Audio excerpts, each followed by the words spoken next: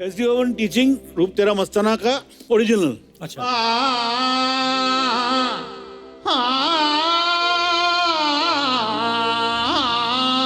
ऐसा कुछ था।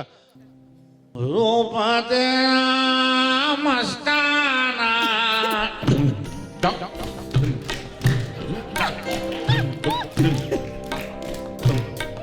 ओ रूप तेरा मस्ताना यार मेरा दीवाना भूल कोई हमसे ना हो जाए। लीना मैम, सबसे पहले तो हमें ये बताइए, आप जितनी बला की खूबसूरत है, जी थैंक यू। किशोरदा उतने ही शरारती थे, उतने ही मजाकिया थे, तो आपके चक्कर में सीरियस कैसे हो गए हो? जी मतलब जब आप उन्होंने जब आपको प्रपोज किया तो नॉर्मली किया था, गाना वाना गा के किया था? अरे बाप रे, वो मत पूछिए।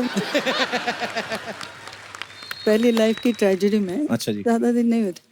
मैंने कहा मैं काम नहीं कर सकती, मैं तो बोलने लगे कोई बात नहीं, तुम स्टोरी तो सुन लो। नहीं मैंने करते करते मना लिया, नन का रोल दिया, बहुत सुंदर। अच्छा जी। फिर उसके बाद में मैं घर पे बुलाया, अमित सब लोग थे। अच्छा जी। उन्होंने कहा कि तुम खाना बड़ा अच्छा बनाते हो, क्योंकि मैं नॉर्मल होने लगी जब मैं। अब हुआ ये कि उन्होंने बोलते बोलते बोल ही दिया कि अगर ऐसा नहीं, अगर कभी सोचो शादी के लिए तो मेरा प्रपोजल सबसे पहले। मैं बोला क्या आपके लिए शादी इतना क्या कोई मायने नहीं रखती है? आप जिसके साथ भी काम करते हो, किसी ने मुझे भड़काया था, संजीव कुमार। उन्होंने बाद में बता, संजीव कुमार जी ने बताया था? संजीव जी ने मुझे बोला वो फिर फिल्में लेना चाहते ना, पहले अच्छा राखी बांधो। मतलब क्या तो बोलते शादी करोगी? तो मैंने कहा नहीं, क्यों शादी करूं, मैं उनकी फैन हूँ। फिर उसके बाद में उन्होंने जब कहा मेरा प्रपोजल है, तो मैंने कहा नहीं, आपने क्यों ऐसा बोला? तो बोलते अच्छा कैंसिल कर दो, मेरी फिल्म मत छोड़ना, तुम सीनियर है और इतने मेरे फेवरेट हैं। तो मैंने कहा नहीं फिल्म नहीं, लेकिन शादी नहीं। तो बोले ठीक है। फिर उसके बाद में मैं जब आई मामा से मिलने, तो बोलती ये मुसीबत फिर से मेरे गले में आ गई। अच्छा। मतलब जो हुआ था मेरा, ससुराल से मैं घर आ गई और कहाँ जाती, मुझे बहुत लग गई बात। बोलते हैं ना अपना मैंने कहा पापा मुझे इतना प्यार करते, मैं भी ऐसे कैसे कह दिया? फिर मैंने उनको फ़ोन लगा, मैंने बस सुनिए, तो उठाया था। हाँ लीना तुम? मैंने कहा देखिए आपने उस दिन कहा था ना कि आप शादी करना चाहते हैं, सीरियसली कहा था या ऐसे? अरे बाबा वो तो हो गई ना बात, मैंने तो सॉरी भी बोला, ये भी हो गया सब, अभी मैं भूल भी गया हूँ। तो मैंने कहा ऐसा है तो फिर मुझे किसी और को अप्रोच करना होगा। मैं जाके रास्ते में किसी को पूछूंगा आपकी शादी हुई है? नहीं, आप मुझसे शादी कर सकते हैं। फिर बाद में पता क्या बोलते हैं, अरे बाप रे मैं सोचता था मैं ही सबसे बड़ा, तुम तो मुझसे भी बड़ी। जोरदार तालियां हो जाए एक बार अमित जी के लिए।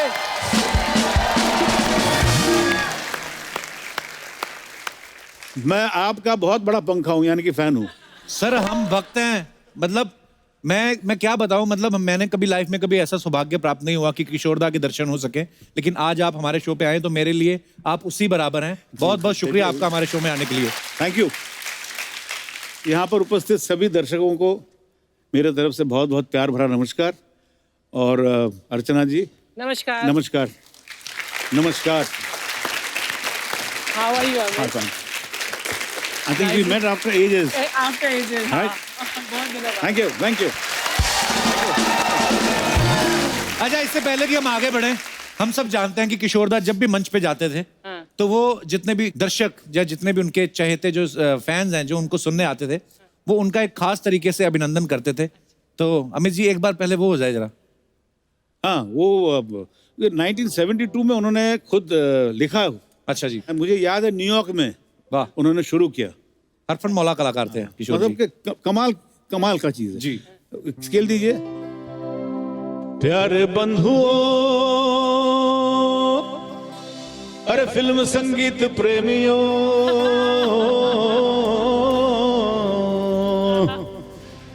मेरे नाना नानियों, मेरे दादा दादी,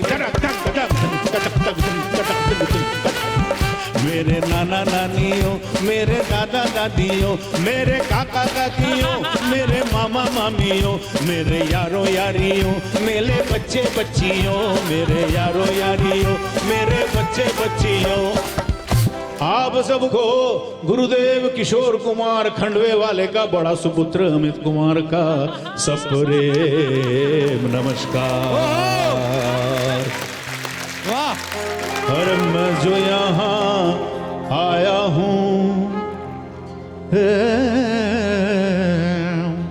अरे मैं जो यहाँ कपिल शर्मा जी के शो में आया हूँ, ये आप सबका प्यार है, दुलार है, सत्कार है। और अब ज्यादा वक्त न लेते हुए अमित कुमार कुछ भी करने को तैयार है। Thank you. अमित जी, किशोरदा के बारे में तो हम लोग बहुत सारी बातें करेंगे, जी। लेकिन सबसे पहले मैं ये जानना चाहता हूँ कि जब आपका आगाज हुआ एज ए सिंगर, आपका पहला गाना कौन सा था?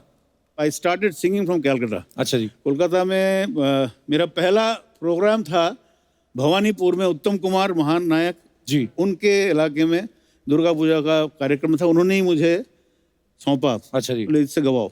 अच्छा जी। मैं प्रिपेयर किया था कुछ 6 गाने गाऊंगा, तो मुझे गाना पड़ा 10 गाने। अच्छा जी। तो वो जो एक इनहिबिशन है वो निकल गया, डर निकल गया। मैं तो अरे यार अच्छा यार। उसके बाद मैं गली गली में गाना शुरू किया। कलकत्ते के गलियों में गा रहा हूँ, इधर 500 रुपए, 800 रुपए, 1000 रुपए, 3000 रुपए गा रहा हूँ। अभी मम्मी को मालूम पड़ गया। अच्छा। तो उन्होंने फोन किया मेरे पिताजी को, बोले वो तो यहाँ पे पढ़ाई लिखाई तो छोड़ो, तो जीरो लाता है, कुछ करता नहीं है, तुम्हारे गाने गाता है यहाँ पे गली गली में। तो पिताजी बोले very good very good very good. फिर वो शो देखने आए कलकत्ते में, रविंद्र सदन में शो हुआ था, बैंक का शो था, मुझे याद नहीं। तो मैं पिताजी शो देखने आए, मतलब मैं आता हूँ कलकत्ता।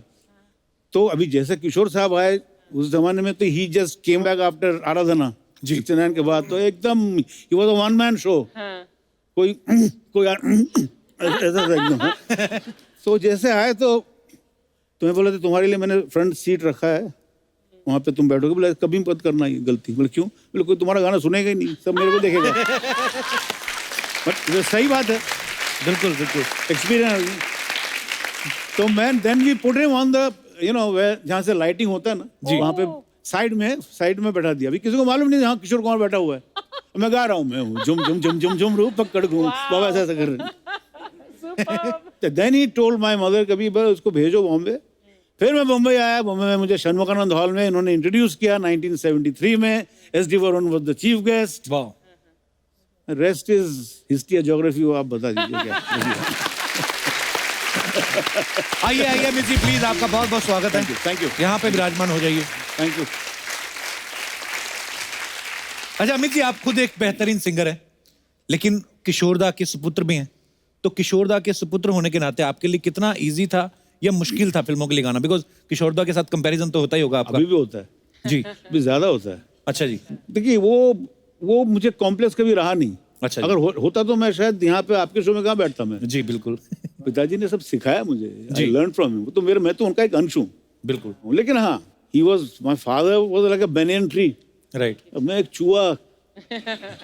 तो लेकिन करते करते there were some music directors who really stood by me, like Laxmikant Pyarelal, Kalyan ji Anand ji, and R D Burman. वाह, क्या बात है। और राहुल द Burman. R D Burman particularly बोला कि देख किशोरदा जैसा तो कोई हो नहीं सकता, लेकिन तू कॉपी मत कर, तो अपने हिसाब से गा। अच्छा जी। करने की जरूरत नहीं है, तो आराम से गाना। तो ये बहुत बड़ा ये हुआ, उन्होंने जो मुझे गाना दिया, बड़े अच्छे लगते हैं। वाह, बड़ा ही खूबसूरत तो गाना। वो जो ऐसा हुआ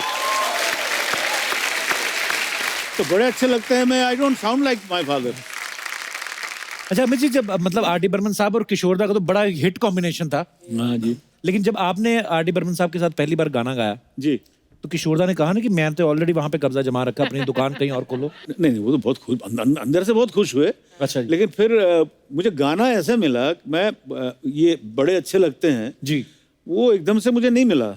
उस वक्त पंचमदा के रिहर्सल में एक दूसरी फिल्म का रिहर्सल चल रहा था, मन्ना दा और बाबा दोनों मिलके अच्छा जी। डुएट था। तो मुझे बाबा ने बोला तू तो पंचम का बहुत बड़ा भक्त है ना, तू चल मेरे साथ। तो मैं गया, तो मैं फर्स्ट टाइम देखा आर डी बर्मन को उस वक्त, मतलब एकदम क्लोज थे हारमोनियम पे। तब पंचम दा को मालूम पड़ गया कि ये लड़का गाता है। हाँ, तो अचानक मेरे को देखा उन्होंने, अरे तू कैसा है, मैंने सुना तू गाना गाता है, गाना सुना। अभी फट से कोई बोले गाना सुना तो क्या होगा। हाँ। अभी जस्ट इमेजिन बाजू में मन्ना दे बैठे हुए हैं, पिताजी या पूरे टीम बैठे हुए हैं, सब लगाओ। तो मैंने झुमरू गाया। अच्छा जी। इतना बकवास गाया मैं डर के मारे, मतलब कि घबरा गया मैं बहुत, गा ही नहीं पाया मैं, एकदम ना नर्वसली गाया। उसके बाद गाड़ी में जो लेक्चर दिया पिताजी ने मुझे, क्या क्या करे, अरे बोले क्या करेगा तू, ये कैसा गाता तू। बोले मुझे छोड़ दो, मैं बोला मुझे छोड़ दो, मुझे कलकत्ता जाने दो, मैं वहाँ ठीक हूँ, गली गली में गाऊंगा, ठीक है, मुझे यहाँ नहीं रहना। In the evening there comes a phone call, phone call R D Burman. हाँ, बाबा बोल रहे हाँ बोलो क्या है। बोले कल भेजो उसको, आपके लाडले को भेजो, जो गाना मिल गया है, बड़े अच्छे लगते हैं, मिल गया बस। वाह क्या गाना है लेकिन। अरे किशोर दा को जिन्होंने सुना है, इंक्लूडिंग मी, हम लोग को वो रंग आ ही जाता ना। आप इतना सुनते हैं उनको, तो आपके तो फादर हैं, तो आपके तो ब्लड में है, तो अगर उनकी आवाज का बिल्कुल आपके अंदर वो आ भी जाए टच, तो कोई बुरी बात नहीं है। कई सारे लोग हैं जो मानते हैं, मेरे फैंस हैं, और कई सारे नहीं मानते। तो एक फेसबुक में मुझे किसी ने मुझे फ्लूक बोल दिया। अच्छा। फ्लूक, आप तो फ्लूक हो, तो मुझे बड़ा अच्छा लगा फ्लूक यार। तो मैं एक एल्बम बनाऊंगा, इसका नाम Amit Kumar as a fluke.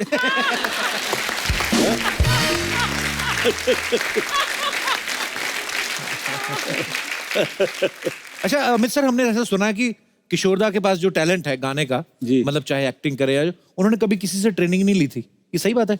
नहीं, कभी तो ट्रेनिंग नहीं। वो तो उनके गुरु थे कुंदन लाल सहगल साहब के गाना गाते थे वो जी, बचपन से। अच्छा जी। और क्लासिकल तो उन्होंने कभी सीखा नहीं। सहगल साहब को देखते हुए सीखते हुए उन्होंने, वो ही actually could sing Saigal song, मतलब एक एक जगह जो है ना इतना खूबसूरत से गाते थे वो। वाह। उन्होंने सीखा नहीं कभी। It was a gift, natural gift. My God. Natural बात गिफ्ट।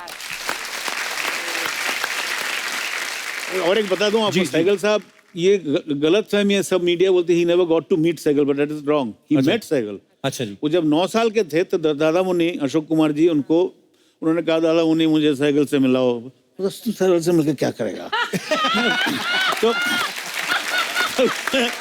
तो बट वो लेके गए, ठीक है मैं लेके चलता हूँ तेरे को, तुम मिल। तो सहगल साहब के सामने पिताजी का फेवरेट गाना सहगल साहब का, किसने ये सब खेल रचाया, वाह। इतने ब्यूटीफुल गाया था उन्होंने। और सहगल साहब ने बोला था कि वाह, बोलो आशीर्वाद दिया था, बोला अशोक तुम्हारा भाई बहुत अच्छा गाता है, लेकिन उनका एक अंग दोष है। क्या है? हिलता बहुत है।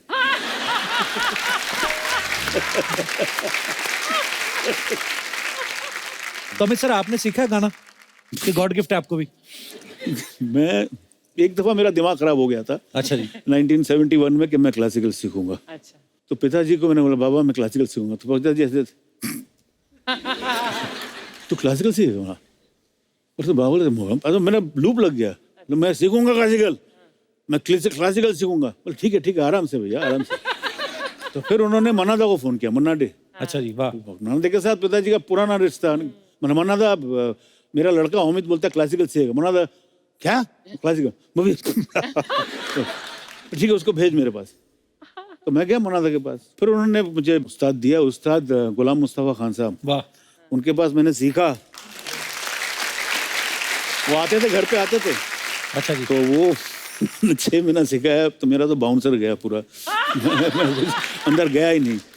अच्छा। तो फिर पिताजी को मैं बोला बाबा मेरे से नहीं हो रहा। मैं बोला था तेरे को ना नहीं होगा, क्यों ऐसा दिखाता है अपने आप को। तो उसके बाद तो खैर, लेकिन गुलाम मुस्तफा जी अभी भी बोलते हैं कि अगर तुम सचमुच सीखते थे तुम बहुत अच्छा गा सकते थे। मतलब सही बात है। पर आप बहुत अच्छा गाते हैं अमित जी।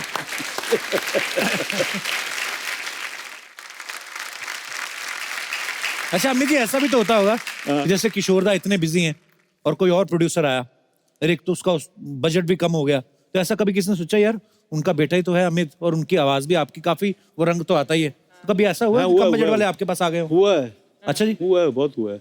देखिए मैं विद ड्यू रिस्पेक्ट, पिताजी का रेट बहुत भयंकर रेट था उस जमाने में। अच्छा जी।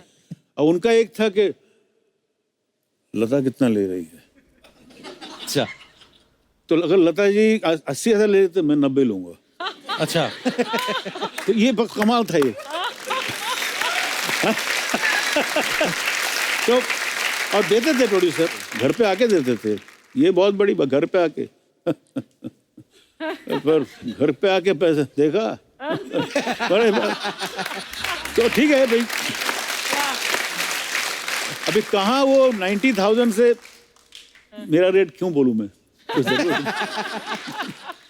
लेकिन हाँ एक गाना था, मैं ही गाया था, गुलजार साहब ने लिखा था, आर.डी. सा बर्मन गाना का, रोज रोज आंखों तले। वाह, बड़ा खूबसूरत गाना है। वो गाने में 3 अंतरे आशा जी के थे। अच्छा जी। I think I am talking about 1984-85 में जीवा फिल्म रिलीज हुई थी। अच्छा जी। तो अभी हीरो जो है संजय दत्त, अच्छा जी। उसको जब मालूम पड़ा उनको कि पूरे गाने में कुछ नहीं कर रहा लड़के, मंदाकिनी गाएगी और मैं खड़े रहूंगा ऐसा करके, तो बोला मेरे को एक अंतरा दो। तो उनके वजह से एक मेल अंतरा आया, थर्ड अंतरा। अच्छा जी। तो थर्ड अंतरा जैसे हुआ तो पंचम दा बोले ठीक है किशोर दा को फोन करो यार। तो किशोर दा का नाम सुन के डड्डू से किशोर दा क्यों क्यों भाई अभी क्यों, अरे क्यों, ठीक है चलो अमित को फोन करो यार। अच्छा। मेरी एक बुरी आदत है, दोपहर को कुछ भी हो जाए, अमित कुमार नीड्स 40 विंग्स, दोपहर को सोऊंगा ही मैं, अच्छा। वो बचपन से है। तो पिताजी को मालूम था ये। पंचमदा ने फोन किया और बाबा ने उठाया, हेलो। अभी पंचमदा का एक बड़ा मजेदार ये था, वो अच्छा। कभी भी हेलो नहीं बोलते थे, जैसे हम हेलो बोलते वो हाँ।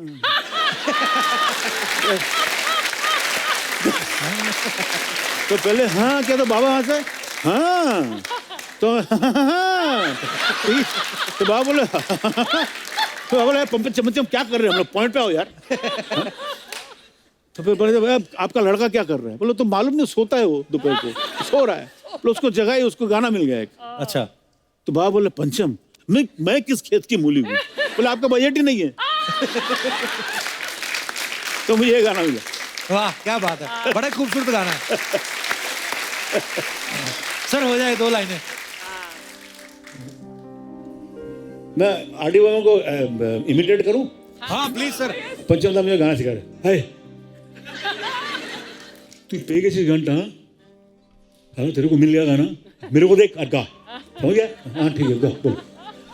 हाँ आँखों पर कुछ ऐसे तुमने जुल्फ गिरा दी है, समझ में? हाँ हाँ पढ़। बेचारे से कुछ ख्वाबों की नींद उड़ा दी है। पंचम मैं ऐसे गाऊं? नहीं तू अपने जैसा गा। थैंक यू मजा आ गया अमित जी, मजा आ गया। Thank you. क्या बात है। सीरियसली सर, आपकी आपके परिवार के ऊपर ना एक सरस्वती माँ की कृपा है। मतलब जैसे आप बोल रहे हो कि मैंने सीखा ही नहीं है, मुझे लगता है कि अगर आपने नहीं सीखा तो सीखा है किसने फिर? नहीं मतलब इतना 87 व्हेन माय फादर डाइड, उसी साल मैं क्लासिकल सिंगिंग, मतलब लाइट क्लासिकल, सत्यनारायण मिश्रा जी आज वो भी नहीं है दुनिया में, जो उन्होंने मुझे 6 साल अच्छा मार मार के सिखाया। वाह। तो उसके बाद मुझे सब गाने मिलना शुरू किया। मुझे लक्ष्मी जी मुझे बोलते थे तेरा वॉइस का क्वालिटी बहुत अच्छा है, कंट्रोल गड़बड़ करता है, सीरियस नहीं तो तेरा वॉइस का क्वालिटी बहुत अच्छा है, लेकिन सुरेश वाडकर जैसे अच्छा गाता है, शैलेंद्र सिंह का वॉइस अच्छा है, सब अच्छा है, लेकिन तू सीरियस नहीं है। लेकिन उन्होंने गाना दिया मुझे, कह दो कि तुम सब, मैं I sang for almost all the heroes. Anil Kapoor, Dilip Sahab के लिए गाया, देव साहब के लिए गाया, राजेश खन्ना के लिए गाया, अमिताभ बच्चन के लिए गाया, list is endless. I sang for everyone and I thanks to all the music directors. अच्छा, मैं एक चीज कन्फेस करना चाहता हूँ। जी, मुझे ना पता नहीं था कि ये बड़े अच्छे लगते हैं, आपने गाया। मुझे लगता था किशोर दा ने गाया। और एक और चीज बताऊं सर, Thank you. अभी मुझे पता चला कि ये गाना भी आपने गाया है। कि कह दो कि तुम हो मेरी वरना। हाँ मुझे पता नहीं था। इसका मतलब मैं I am a great grandfather और व्हाट? सर आप कमाल हो। ये कह दो कि तुम तेजाब जी। Biggest hit. Laxmi ji was one music director, सभी अच्छे थे। लक्ष्मी जी का एक था, प्रेडिक्ट करते थे, अमित कुमार देखना गाना क्या होगा, मतलब अभी तो रिकॉर्डिंग भी नहीं हुआ है, देखने का वो दूसरा बन जाएगा। वाह। Thank you. हमारा सौभाग्य सर आज आप हमारे स्टूडियो में हो। मेरा सौभाग्य तो ये है कि मैं आज आया हूँ आपके शो सर में। मुझे तो दर्शन हो गए साक्षात किशोरदा के। मैं एक संगीतकार सबके साथ काम किया, ऑल द म्यूजिक डायरेक्टर्स, जी। And I was so lucky. मतलब कि एक मेरी अच्छा थी एस डी बर्मन, वो नहीं हो पाई, he died, but he came for my first show अच्छा जी। एंड ही, हम ऑडियंस में बैठे थे शनमुगानंद में, वहां से उन्होंने गार्लैंड फेंका था मेरे ऊपर। वाह। That was the best award I saw. क्या बात है। और थैंक यू। और 90s में मैंने सलमान खान जी के लिए गाना गाया निश्चय फिल्म में। उसके संगीतकार थे ओपी नैयर। वाह। नैयर साहब के लिए भी मैंने गाना गाया। क्या बात है। वाह। तो उसका एक मजेदार किस्सा है। निश्चय में कौन सा गाना आप? निश्चय में देखो देखो तुम हो गया मैं गुम। सर मुझे एक बार फिर से माफ कर देना। मुझे लगा आपको क्या लगा? नहीं, मुझे लगा एसपी बालासुब्रमण्यम साहब, क्योंकि उनके गाने भी थे ना फिल्म में। सही बात है, लेकिन मैं गाया था। क्या बात है यार। मैं गाया था। वाह। अच्छा, वे नैयर साहब को तो पिताजी रफी साहब को ये प्रेफर करते थे, पिताजी के साथ पुराना ये था एकदम शुरू में। तो नैयर साहब एक दिन मुझे फोन किया, नैयर साहब, उनका वॉइस कुछ अजीब था, तो मैं फोन उठाया, हेलो, हाँ सर। नैयर साहब खुद फोन किया, हेलो, तो कौन बोल रहा है? मैं ओपी नैयर बोल रहा हूँ, अमित है? नहीं, हाँ मैं अमित बोल रहा हूँ। बेटा मैं ऐसा पिक्चर में मुझे, सर आपको बोलने की जरूरत नहीं, जू होटल में आ जाओ, करेक्ट 10 बजे आना बेटा, रिहर्सल करेंगे, तुम और कविता दोनों डुएट गाना है और भी एक सोलो गाना है सब। तो मैं गया। अच्छा, मैं 10 बजे पहुंच नहीं पाया कपिल जी, मैं 10:10 में पहुंचा। तो he was standing on the door ऐसा करके, ये कोई वक्त हुआ आने का? पर 10 मिनट क्या अपने आप को मोहम्मद रफी समझते हो? अरे बाप रे, मतलब नहीं, मैं तो आई एम अ मिलिट्री मैन। 10:10 ठीक है सर। उसके बाद उन्होंने मुझे यही गाना, मुझे कविता को कम से कम 6 दिन तक रिहर्सल करवाया। वाह। 6 दिन। बड़ा खूबसूरत गाना है। उसके बाद हमने बॉम्बे लैब में गाना रिकॉर्डिंग हुआ।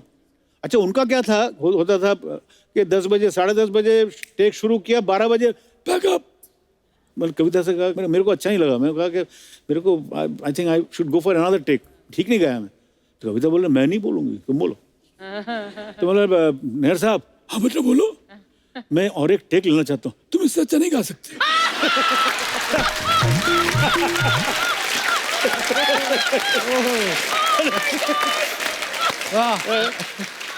अच्छा, ऊपर वाले का कर्म देखो कैसा। मैं पता ही नहीं था कि मैं इनका फैन हूँ। मैंने ये फैमिली के ऊपर ये कृपा है ऊपर वाले की। बात करते हैं तो हंसा देते हैं, गाते हैं तो आपको उस दुनिया में पहुंचा देते हैं। तो ये वाकई ये ऊपर वाला दे तो दे बस, कि मजा आ गया मिलके आज कसम से। Thank you. अमित जी से बातें करके बहुत मजा आ रहा है। तो चलिए इस मजे को जो है थोड़ा और आगे बढ़ाते हैं। अब मैं यहाँ पे इनवाइट करने जा रहा हूँ किशोरदा की फैमिली से 2 और मेहमानों को। इनमें से एक ऐसी शख्सियत है जिन्होंने किशोरदा की जिंदगी को ना सिर्फ करीब से देखा है, बल्कि इनकी खूबसूरती को देख के किशोरदा ने अपनी जिंदगी इनके नाम कर दी।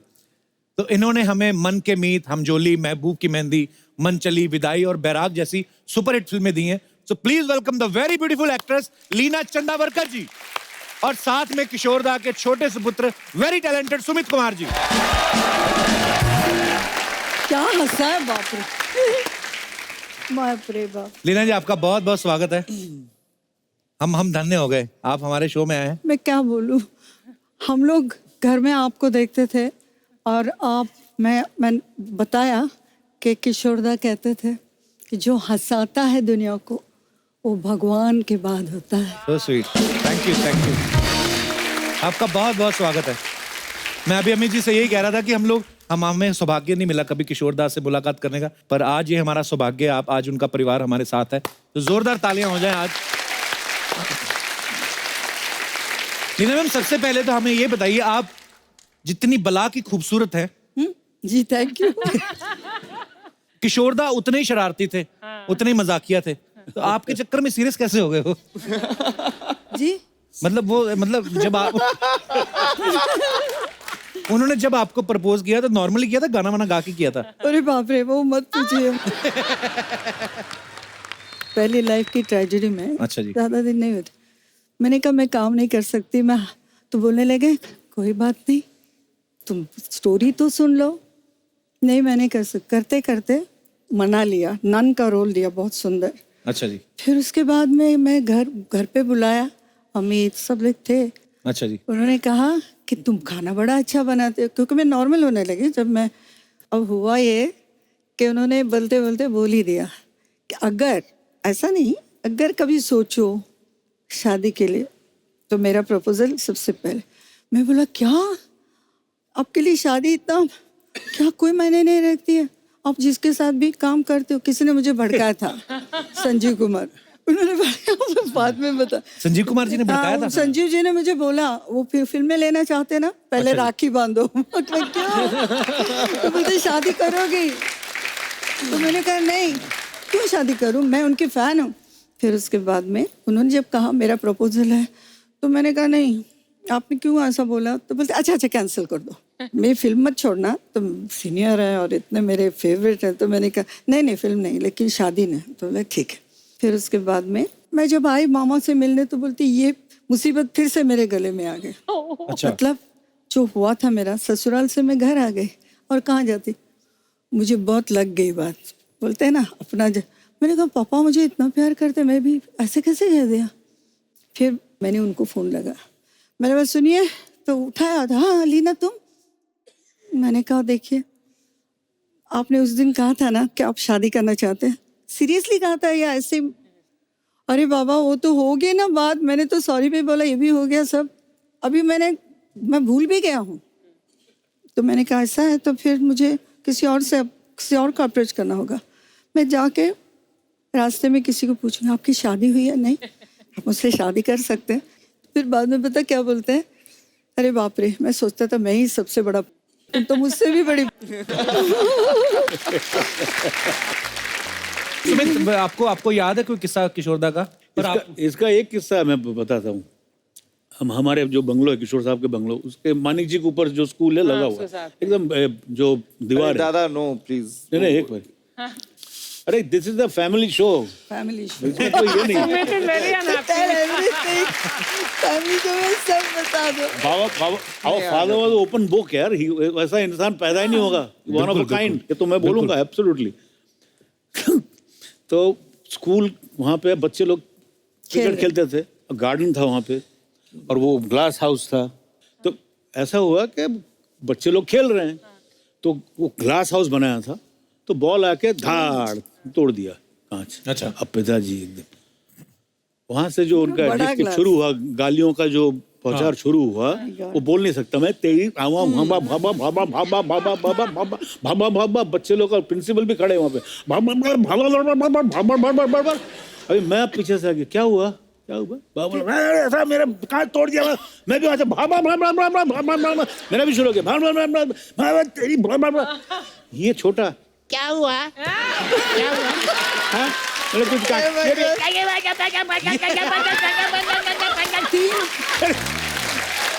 तीन डिफरेंट।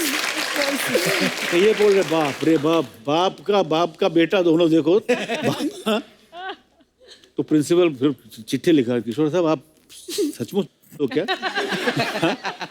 मतलब बचपना कितना, मतलब ये बातें जो कहीं सच ही कहते हैं कि ये जो कलाकार के अंदर का बचपना है, हालांकि सिर्फ कलाकार ही नहीं, किसी के अंदर का भी जो बचपना है वो नहीं मरना चाहिए। पर आज मैं देख रहा हूँ कि अमित जी आपके अंदर भी वो शरारतें हैं, और लीना जी आपके चेहरे पे भी एक कहीं ना कहीं एक मासूम से बच्चे वाली ना वो स्माइल दिख रही है। सो बहुत ही प्यारे लग रहे हो आप तीनों। Thank you so much once again. और आज सिर्फ लीना जी, सुमित और अमित जी नहीं है, अमित जी का परिवार भी यहाँ पे है। अमित जी आप प्लीज इंट्रोड्यूस करवाएंगे कौन कौन आया घर से? मेरी पत्नी रीमा गांगुली। नमस्कार जी, बहुत बहुत स्वागत है आपका। आपके बहुत बड़े फैन हूँ। Thank you. My mother in law Vandita Dasgupta. नमस्कार जी, प्रणाम, वेलकम। हाँ बहुत बड़ी। मेरी डॉटर उस तरफ है, हेलो, मुक्तिका गांगुली, वेलकम। और वृंदा गांगुली। वेलकम।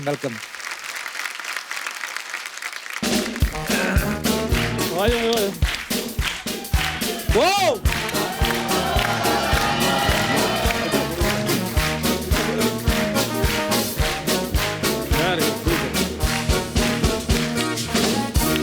ओ चंदू, ये क्या पतीला लेके घूम रहा है? खबरदार, इनको पतीला बोला तो ये मेरी जायदाद है। पतीले कौन सी जायदाद होती है बे? अच्छा, मुकेश अंबानी की अंटीला हो सकती है, मेरी पतीला नहीं हो सकती?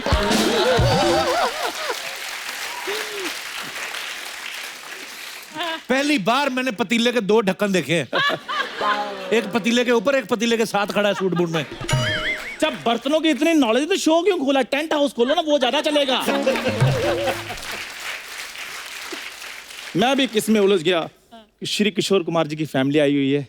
अमित जी नमस्कार, सुमित जी नमस्कार, अलीना जी नमस्कार। आप ये सोच रहे होंगे कि मैं पतीलों के साथ क्यों आया हूँ। नहीं, वो नहीं सोच रहे। तो फिर आप क्यों सोच रहे हैं? अच्छा, मैंने एक चीज देखी है, उतना हिसाब धर्मराज कर्मों का नहीं रखता जितना ये हमारा रखते हैं। मैं कर्मों का नहीं, तेरे जैसे बेशर्मों का हिसाब रखता हूँ। तुम क्यों मेरी बेइज्जती सुन रहे हो? चलो यहाँ से निकलो and keep the change. Keep the change उसको बोलते जिसको पैसे दिए हो। जिनसे खुद मांग के आए उनको नहीं बोलते कीप द चेंज।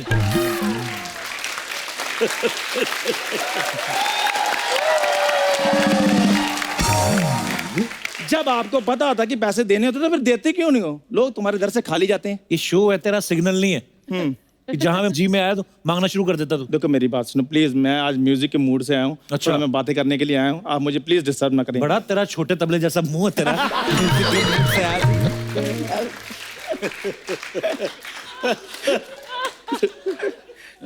बता क्या बातें करने आया? मैं अमित जी, इधर आके बैठ, इधर आ। पीठ पीछे बातें बड़ी करता है एक तो। इधर आ। बैठ, इधर बैठ। देख तेरे को इज्जत दे रहा हूँ। कभी सोचा था तू किशोरदा की फैमिली के साथ बैठेगा? देखा आते नहीं जाती। नमस्कार सबसे पहले। उसके बाद में क्या करेगा? अभी तू पहले नमस्कार है तो नमस्ते तो सबसे पहले, नमस्ते तो ऐसे की है जैसे उसके बाद बड़ा कुछ ये गाना सुनाएगा। मैं बहुत ज्यादा हाथ देखो इसके रहते हैं। कुछ मांगेगा पक्का। अच्छा क्या करने आया था बता दो सही। खैर अमित जी, वो मैंने कुछ चीजें देखी कि जो म्यूजिक में मेरे को अच्छी नहीं लगती। कौन सी चीजें नहीं तुझे अच्छी लगी? जो भेदभाव होता है ना, वो नहीं अच्छा लगता मुझे। क्या भेदभाव होता है? हारमोनियम में जो ब्लैक कीज ऊपर होती हैं, व्हाइट वाली नीचे होती हैं। कर दी ना जाहिलों वाली बात। हाँ, नहीं वो हमारे बुजुर्ग कहते हैं ना अर्चना जी कि जिस थाली में खाओ उसमें छेद नहीं करना चाहिए। और जब बांसुरी बजाते थे उसमें इतने सारे छेद होते हैं। मैंने कहा था ना ये जाहिलों वाली बात करेगा। बांसुरी में छेद इसलिए होते ताकि वो सुर निकले उसके। अच्छा। हाँ। एक सुर के लिए छेद, तो ससुर के लिए तो फिर सुरंग बना देते होंगे। देखा, मैंने कहा था ये ऐसी बातें करेगा। म्यूजिक के बारे में मेरे को मत बताओ, इधर मैं भी घराने से बिलोंग करता हूँ। घराना उनका होता है जिनका घर हो। तेरा फुट पताना है तेरा। इधर बैठो, इधर बैठो। सोनी साहब के गुलजार साहब बैठो इधर।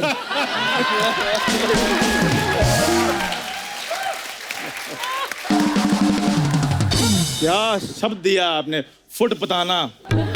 खैर अमित जी, मेरे को भी प्रॉपर एक अच्छी नॉलेज है म्यूजिक की। जैसे वो तानसेन साहब वो सुर लगाते थे ना, तो वो मैं भी लगा सकता हूँ। तो लगा फिर। नहीं लगाने नहीं ना मैंने, क्योंकि जब वो लगाते थे तो आग लग जाती थी, बारिश हो जाती थी। और मैं बिल्कुल नेचर लवर हूँ, मैं प्रकृति के खिलाफ कुछ करता नहीं हूँ। अच्छा हाँ जी। तो फिर ये जो सुबह सुबह बोतल पानी की लेके जो प्रकृति के साथ उसकी बनाई हुई जमीन को जो तू गंदा करता है, वो क्यों करता है फिर? वो खाद होती है।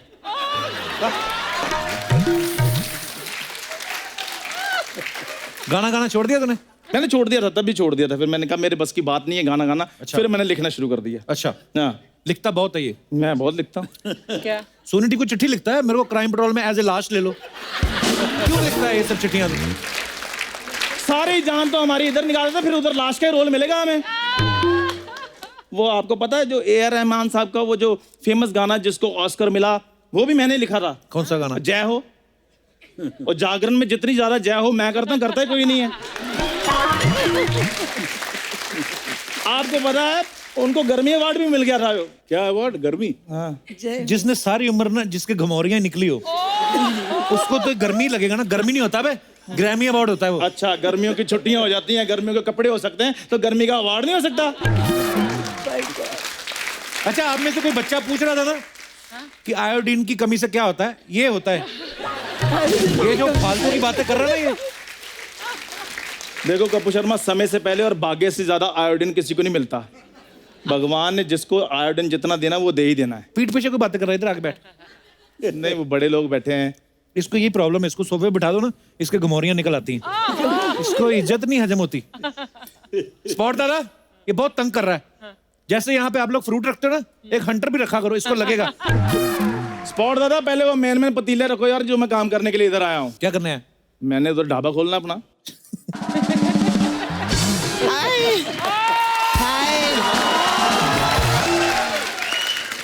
अरे वाह चंदू आइले, कैसा है रे चंदू? मैं बहुत अच्छा ही ले। अरे वाह वाह, मुबारक हो। अब घर के बर्तन भी बिकना चालू हो गए। इधर मैं बर्तन नहीं बेचने आया हूँ। बर्तन में, ओ माय गॉड, अरे क्या बात है, किशोर जी की फैमिली से कुमार जाइले, जोरदार ताली हो जाए। हेलो सर, कैसे कैसे हैं? धीरे से हैं। अब मेरे को पता चला है चंदू क्यों आता है इधर। क्यों? जब बड़े बड़े सेलिब्रिटी लोग आते हैं ना, तो एक खाली बर्तन लेकर आता है मांगने के लिए। देख क्या रहा है, माटूंगा क्या मंगोड़ी? मैं मांगने के लिए नहीं आया हूँ, उधर मैंने ढाबा खोलना है। ढाबा खोलना है तो जल्दी खोल बाबा, क्योंकि बाद में तेरा सामान हमको फेंकना भी रहता है। ऐसे कैसे फेंक दोगे? मैंने इधर सोनी साहब से चिट्ठी लिखवाई है, ये देखो। सोनी साहब मतलब सोनी टीवी? हाँ, ये चिट्ठी लिखवाई मैंने सोनी दिखा साहब। दिखा, सोनी साहब की है। हाँ। ये ले। जा सोनी साहब को बुला के लम्हे बात करेगी उनसे। अच्छा, मुझे पता था इसने ऐसे करना है, इसलिए मैंने चिट्ठी लिखवाई ही नहीं।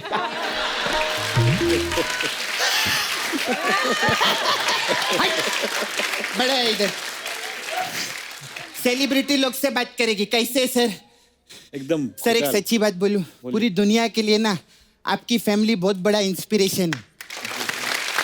सच्ची में आप सब लोग को देखकर ना दिल एकदम उठ लियो ऐसा हो गया। सर, मेरा बचपन से सपना था कि मैं बड़ी होके ना सिंगिंग बनूं। सिंगिंग नहीं, सिंगर होता है। नहीं, जेंट सिंगर रहता है, लेडी सिंगिंग ही रहता है। ये कप्पू को ज्यादा मालूम नहीं है, इंग्लिश का प्रॉब्लम है इसका। तू नाला सोपारा में तेरा इंग्लिश ठीक हो जाएगा। अरे तेरे पीछे जो आदमी है उसको तो रेस्ट दे। कौन? अच्छा हाँ, चंदू से बातें कर रहा है वो। ये ले, इसके साथ लगे रहे तो तेरे को मजा आएगा। सर, मेरा कहता, मैं तो सिंगिंग बनी नहीं, लेकिन मेरी ख्वाहिश है कि जब मेरा बेटा होगा ना, उसको मैं बहुत बड़ा सिंगर बनाएगी। क्यों? क्योंकि मैं बहुत गरीब फैमिली से है ना, और मैं इधर के रियलिटी शो देखी है, जितने कंटेस्टेंट रहते हैं ना वो भी गरीब रहते हैं, माँ बाप तो और भी गरीब रहते हैं। और सर क्या रहता है, गरीब लोग रहते हैं ना उनको बहुत वोट मिलते। मैं चाहती है मेरा बेटा रहे ना, उसको बहुत सारा वोट मिले, इतना वोट मिले कि बड़ा होके वो बहुत बड़ा मंत्री बने। और बहुत बड़ा मंत्री बनने के बाद ना वो एक बहुत बड़े शो में ना जाके कुर्सी पे बैठे, और फिर बाद में एक महिला आए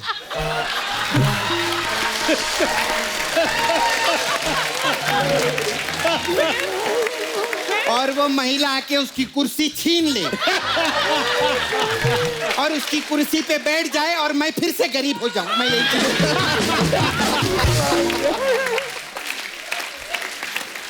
यही सपना, मेरी बात सुनो, रियलिटी शो में काम करने के लिए टैलेंट होना चाहिए। रियलिटी शो में नहीं, किसी भी शो में टैलेंट मांगता ही मांगता है। बिल्कुल, इसको क्यों समझा रहे? ये तो तेरा दोस्त है। चलो दोस्त हूं तो क्या हुआ, उन लोगों की तरह तो नहीं ना जो भांजे होकर भांजियां बन बन कर इधर काम ढूंढ रहे हैं।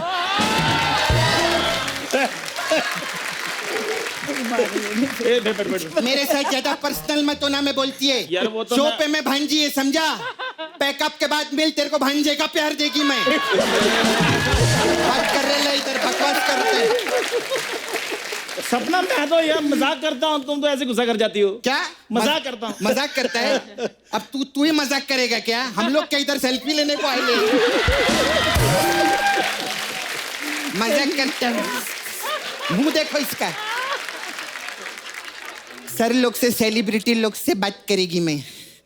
अब वो गाना है ना आपके डैडी का, एक लड़की भीगी भागी सी, सर वो मेरा फेवरेट सॉन्ग है। पूछो क्यों? क्यों? क्योंकि मेरा छावा रहता है ना नाला सुपारा में, मैम छावा समझते हैं ना? छावा क्या होता है? छावा छावा वो मेरा छावा रहता है उधर बॉयफ्रेंड।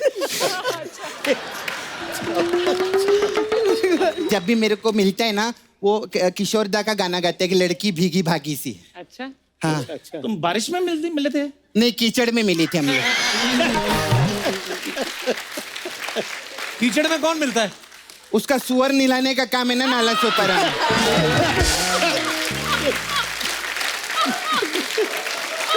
हंसने का क्या तुम लोग?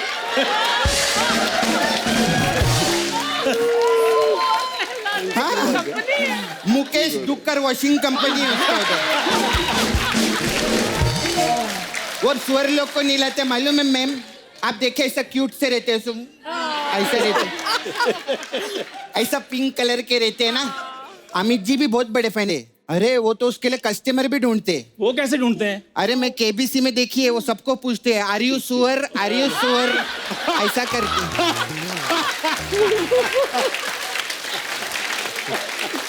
मुकेश तो सर उधर नाला सोपारा में इतना फेमस हो गया है ना सर अभी कि उस पे तो आप लोग पिक्चर में बायोपिक पिक्चर बनाते हैं ना, उस पे हम बायोपिक बना रहे। हाँ, उसका नाम है सुअरनामा। एक बार उसने बहुत बड़ा सूर नहलाया, फिर अंदर से लड़की निकली।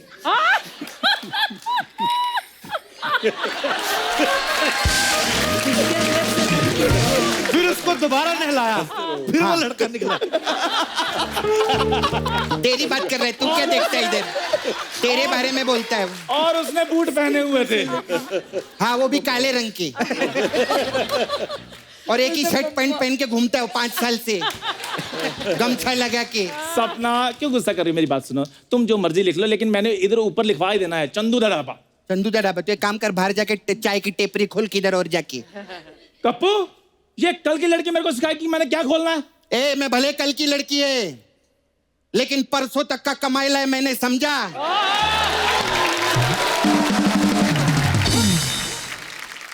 और तरसों तक का जुगाड़ किया है, और इधर बरसों तक मैच टिकी रहेगी, ये भी तू लिख ले।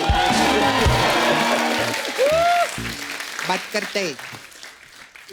देखो जा रहे बाय। नहीं बाय नहीं, आइडिया दे रहा हूं तुम्हें मैं। मेरे पास बहुत अच्छा आइडिया है। तुम पीछे अपना ब्यूटी पार्लर चलाओ, आगे मेरे को थोड़ी सी जगह दे दो, मैं तुम्हें एक वक्त का खाना फ्री दे दिया करूंगा। भिखारन हूं मैं? एक वक्त का खाना फ्री में देगा? मेरे को 3 टाइम का खाना एक बार में चाहिए, वो भी दिन में 4 बार, समझा? बात कर रहे हैं, भिखारी समझते हैं। तुम दिन में 4 टाइम खाना खाती हो? नॉर्मल लोग 4 टाइम ही खाते, तेरे जैसा नहीं, जब मिल जाए तब खा लिया। सही बोला ना मैम?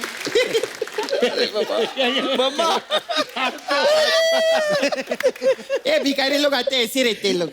सपना, तू इतना खाना खाती है, हाँ। तो अंदर मसाज करते कि पहाड़ तोड़ती है? कप्पू, तेरे को मालूम नहीं कितनी जान लगती है मालूम है मसाज करने में? कैसे? आपको पता है मैम, कल एक अंकल आए, उनके पेट पे मैं मसाज कर रही थी, मैंने पूरी जान लगाई, उनकी नान बाहर आ गई मालूम?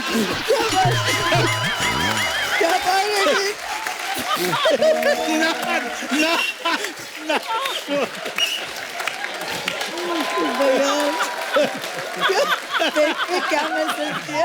देखो सपना, मेरी बात सुनो, मेरा ढाबा खोलने दो। मेरा ढाबा खोलने दो, मैं तुम्हें नए नए नान बना के दूंगा। अच्छा, हाँ। नॉनसेंस बात मत करना, समझा? इधर बड़ा है, तू क्या खोलेगा? तू चल, डिस्टर्ब नहीं कर, बड़े बड़े लोग हैं, किशोर दा की फैमिली आई ली, कप्पू को भी डिस्टर्ब कर रहा है। ओए ओए रुको रुको, मेरी बात सुनो। क्या? आज तुम दोनों भाई बहन मिलकर एक अबला पुरुष को यहाँ से निकाल रहे हो ना? अबला पुरुष।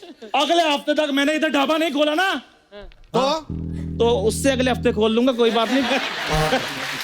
तू भाग इधर से। मेरी बात सुनो यार। क्या? देखो, मिलजुल के काम कर लेते हैं, ऐसे ऐसे क्या? आगे शब्द ही नहीं है, निकल यहाँ से। अच्छा मेरी बात सुनो। क्या? ये रख अपने पास। यार मेरी बात, अब एक भी डायलॉग नहीं निकलना इधर से, काय को टाइम पास कर रहा है इधर? इसका क्या एक भी? Okay ma'am, bye.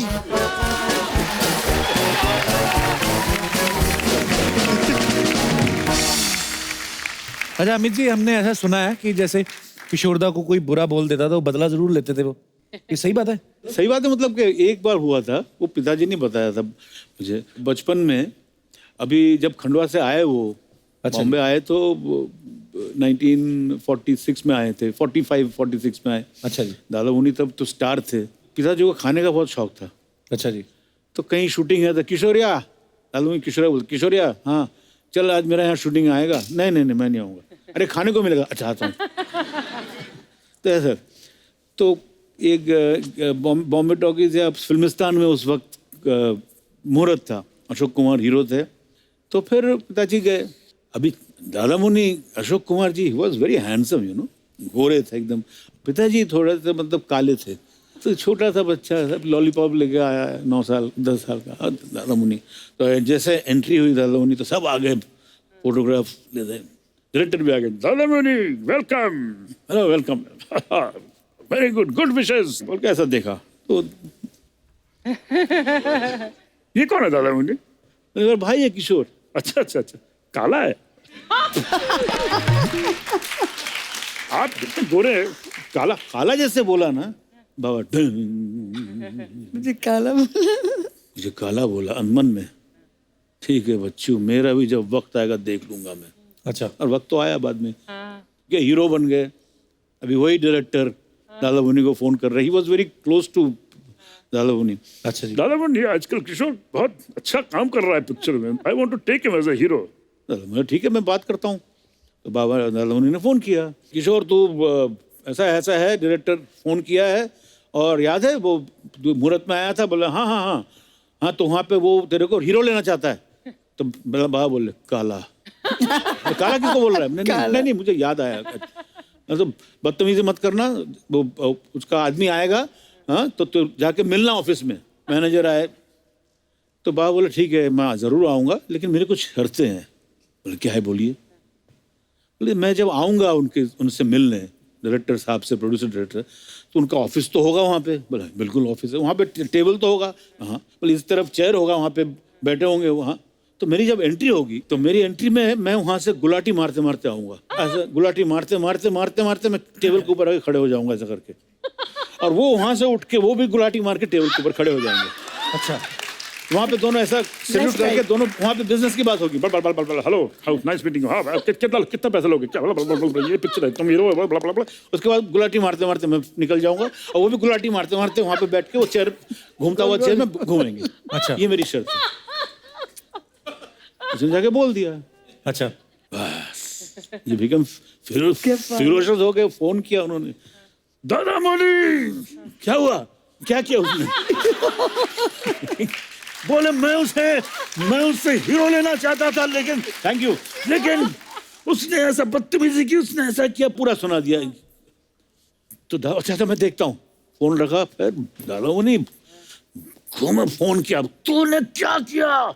मेरी इज्जत का फालूदा कर दिया। तू अब भी है मेरे पास। पिताजी गए जाके। तो अच्छा दादा मुनि घूम रहे थे वहां पे, मतलब जैसा शेर घूमता है ना पिंजरों में, वेट कर रहे हैं। तो जैसे पिताजी की एंट्री हुई तो ऐसा देखा, आज हंसी भी है।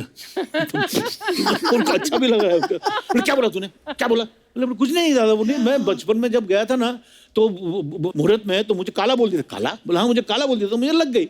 अब मेरा टाइम आया तो मैंने उसका ऐसा बदला लिया मैंने। तो उसमें क्या बुरा क्या किया मैंने?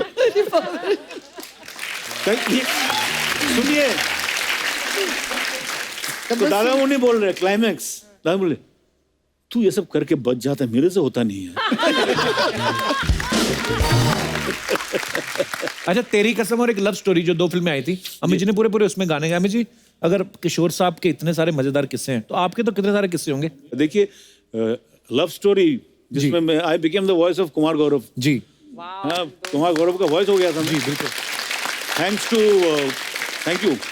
Thanks to R D Burman ji, Rahul Rawail, Rajendra Kumar ji. जी। अभी हमारे इंडस्ट्री में अच्छे लोग बहुत हैं और दूसरे किस्म के लोग बहुत हैं जो हवा देते हैं। तो किसी ने जाके पंचमदा को बोल दिया कि अमित तो आजकल पंचमदा पता नहीं अपने आप क्या समझ रहा है, ऐसा 20,000 मांग रहा है, ये मांग रहा है। तो बुला उसको, बुलाया तो मैं गया, तो सबको बाहर किया। फिर मेरे को लेक्चर शुरू, तू क्या किशोर कुमार है, मोहम्मद रफ़ी, क्या कर रहा है तू अभी से पैसा मांगता है? पहले बेस बनाओ यार, खबरदार पैसा नहीं मांगने का। किशोरदा के बाद इतने 2-3 झाड़ एक हिलाएगा तो 1 करोड़ गिरेगा, तू पैसा क्यों मांगता है? अच्छा नहीं मांगूंगा। मतलब मैं तेरे को दूसरी पिक्चर देता हूँ, तेरी कसम, कल आ जा गाना गा, पैसा नहीं मांगने का। मैंने नहीं मांगूंगा। तो मैं गया, मैंने गाना गाया, मुझे 2,500 का चेक मिला भैया।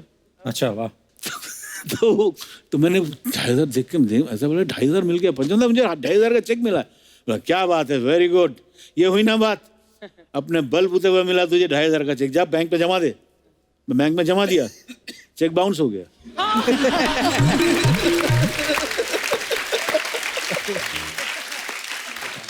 $2,500 का चेक मिल गया।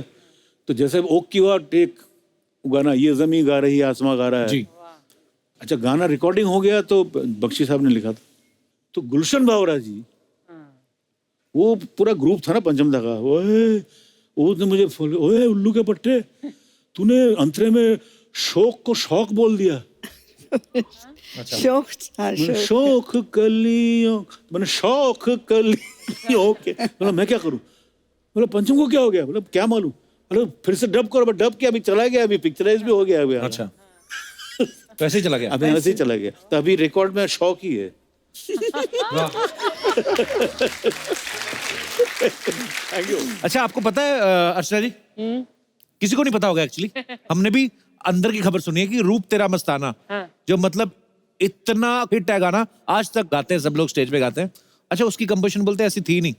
हाँ बाकी का किस्सा अमित जी सुनाएंगे। जी, जी। वो क्या किस्सा है अमित जी? नहीं, रूप तेरा मस्ताना पहला जब बनाया था उन्होंने, बर्मन, सीनियर बर्मन, एसडी बर्मन साहब ने, तो वो उनका भाटियाली अंक का था एकदम। S D Burman was very concerned about my father's voice, you know. जी। किसी भी टाइम फोन करते थे वो, अच्छा जी। रात के 1:30 बजे, कड़े कड़े बाबा सो रहे हैं, हेलो हेलो हेलो किशोर, रख दिया। पिताजी ने फोन घुमाया, बोला क्या हुआ सचिन दा, आप फोन करो रात के 1:30 बजे, क्या हुआ? नहीं, मैं तेरे गली की आवाज सुन रहा था। ठीक है, अभी रिकॉर्डिंग है 15 दिन के बाद। अच्छा तो ऐसे एक बार ऐसे ही किया, फोन किया, बोले किशोर वो शक्तिपद, शक्तिदा शक्ति एक पिक्चर बना रहा है, उसमें मैं तेरा का 1-2-3 गाना दूंगा। हाँ, एक गाना मेरे दिमाग में आया, मेरा भाटियाली ट्यून है, तू सवेरे उम्मीद को लेके आ जा। मेरे को he used to call me not Amit, उम्मीद को लेके आ जा, मैं खाना वाना बनाता हूँ, मच्छी वच्छी बनाएंगे, लेकिन तेरे को रिहर्सल करना पड़ेगा। अच्छा। वो इंडस्ट्री में नया हीरो आया है, वो नेपाली लगता है, राजेश खन्ना। अच्छा ये बोलने की क्या जरूरत है? महाराज उसके लिए हमने तेरे को चुना है। तो वहां पे हम गए, तो फर्स्ट फ्लोर था, तब नीचे, तो वहां पे सामने वो पोर्टिको, वहां पे एसडी बर्मन घूम रहे थे, वो पान खाते थे ना बहुत। अच्छा। अंदर सब बैठे हुए थे, तो पान पीकदानी लगे फेंक के सब सोच रहे थे। तो हमारी गाड़ी एंट्री हुई, तो पिताजी बोले अरे दादा मैं आ गया। अरे तू आ गया? अरे किशोर आ गया तू, वेरी गुड वेरी गुड, ऐसा अंदर चले गए। अभी हम क्या सोचेंगे, तो दरवाजा खोल देंगे ना। 1 मिनट हो गया, दरवाजा ही नहीं खोले। तो पिताजी बोल रहे दरवाजा क्यों नहीं खोल रहा है? सचिन दा, ओ सचिन दा, गुड़ुक खिड़की खोल के, अरे तू कब आया? तो भाई बोले अभी तो मैंने आपसे गाड़ी से उतर के बोला आप दरवाजा तो खोलो, घंटी क्यों नहीं बजाया? घंटी क्यों नहीं बजा? अरे बाप रे, घंटी बजाओ, फिर दरवाजा खोला। अभी अंदर गए, तो अंदर सब साजिंदे बैठे हुए थे सब, और वो कोने में राजेश खन्ना, आर.डी. बर्मन और शक्तिदा, तीनों कुछ सीरियस थे। तो पिताजी तो एकदम फिल्मी ये का क्लोजअप, धाड़ धाड़ धाड़ धाड़, समझ गए समथिंग इज फिशी, कुछ गड़बड़ है। अभी एसडी बर्मन बोले किशोर ये गाना मैंने बनाया है, तू एक मेरा भाटियाली स्टाइल त्रिपुरा का है एकदम, तू सुन।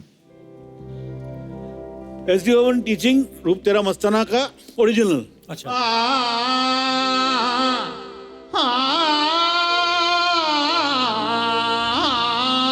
ऐसा कुछ था। रूप तेरा मस्ताना,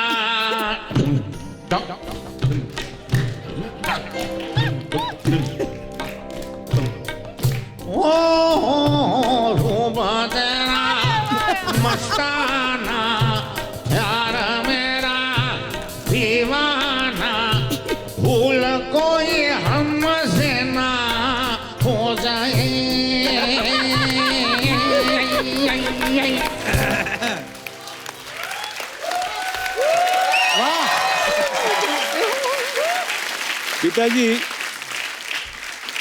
पिताजी ऐसे हो गए,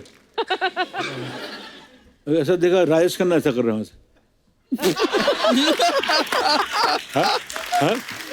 पंचमदा हार्टी बबन शक्तिदा आके पिताजी बोले किशोर हाँ मेरे जमचम नहीं रहा है मुझे कुछ करो इसको ये मैं एक शॉट में लूंगा ये हाँ? वेस्टर्न फील चाहिए ये मेरे को नहीं चाहिए त्रिपुरा फिर पैसा है अभी एसडी भवन समझ गए कुछ ये लोग मिली भगत है कुछ गड़बड़ है। तो पिताजी उस वक्त फट से उनको याद आया एसडी भवन का एक कंपोजिशन क्योंकि सचिंदा के साथ वो बचपन से साथ में रह चुके हैं ना जी। तब उनको याद आया कि एक उन्होंने बनाया था उन्होंने एक बंगला एक बट डमी वर्ड्स लिखा था तो उन्होंने बोला कि सचिंदा ओ सचिंदा किशोर मेरे को गड़बड़ मत करा I am not going to change मेरा यही रहेगा मैं तो शक्ति को बोलो पंचम को ले ले मैं नहीं तेल लेने गया मेरा यही रहेगा मतलब मेरी बात तो सुनिए मैं आप हाफ पैंट पहनता था एक गाना आपने बनाया था तो कौन सा बोला अभी उल्टा हो गया अभी किशोर कुमार एसडी भवन को याद दिला रहे उन्हीं का कॉम्पोजिशन 1 2 ओरिजिनल रुकतार मस्ताना थोड़ा स्लो बाबा बाबा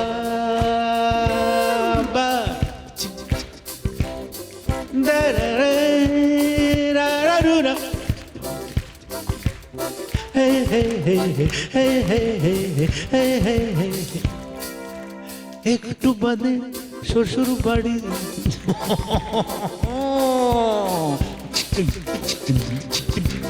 একটু বাদে শ্বশুর বাড়ি গিয়ে দেব আমি হামাগুড়ি একটু বাদে শ্বশুর বাড়ি গিয়ে দেব আমি হামাগুড়ি ওই শুনবধু শুনবধু শুনবধু সুন্দরী